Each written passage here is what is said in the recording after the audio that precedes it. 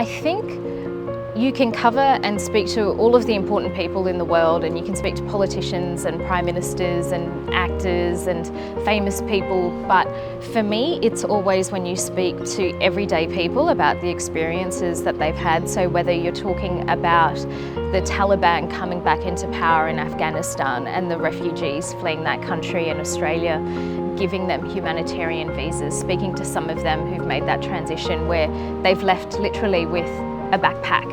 And when you speak to people like that, you realise what's at stake and how fortunate you are to live in a country like Australia, to have grown up here, and all of the opportunities that you've been afforded, and just how difficult it is for so many other people. And it's the same thing when I've spoken to people in Ukraine, and we've kept in touch with some people over the course of the war, and what they tell you from week to week or month to month about what they're experiencing in their country.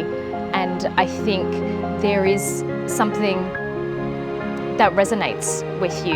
And I know that when the war first broke out in Ukraine, and I was speaking to my mum about it, and knowing what my parents and my family experienced in leaving their homeland of Sri Lanka to come to Australia for a better life. And she said that when I was interviewing people about their experiences of the war in Ukraine, it was bringing up for her a lot of the things that they experienced when they left Sri Lanka because of what our family went through in the riots in 1983. And I think that for a lot of people, they can relate when you speak to real people about what's happening in their lives and these traumatic events where their lives, their country will never be the same again. And so for me as a journalist, to be able to bring that to an audience, I think is a real privilege. And those are the conversations that I remember the most. Those are the people that I want to go back and speak to again and again. And I think those are the interviews that people resonate with the most.